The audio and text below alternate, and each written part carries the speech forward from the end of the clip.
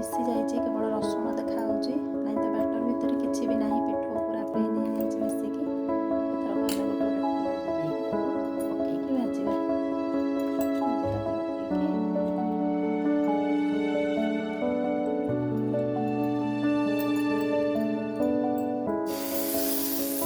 ଏମିତି କରିକି ସବୁ ଯାକ ସଜେଇକି ରଖିଦେବା ଭାଜିବା ପାଇଁ।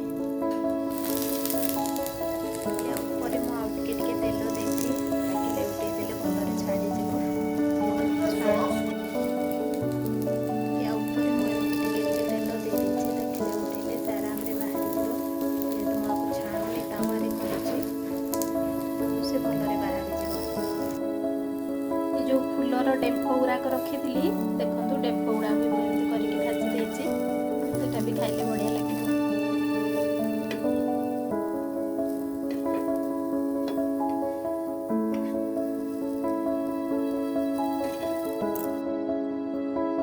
ବାବା ଦେଖିବୁ ଆସ ଆଜି କ'ଣ ବନିଛି ଖାଇବା ପାଇଁକା। ଦେଖିଲୁ କ'ଣ ଇଏ କ'ଣ ଦେଖୁନୁ, ଖାଇକି ଗୋଟେ ଦେଖ କ'ଣ।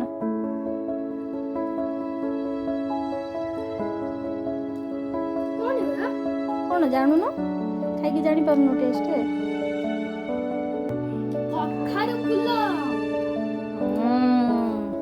କେମିତି ଲାଗୁଛି?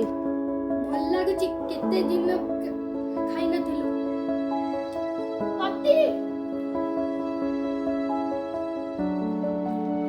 ଦେଖିଲୁ କ'ଣ ହେଇଛି ଆଜି।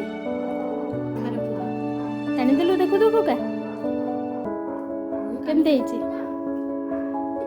କେମିତି ହେଇଛି। ବଢ଼ିଆ ହେଇଛି। ଲୁଣଟାକ ଠିକ୍ ଅଛି।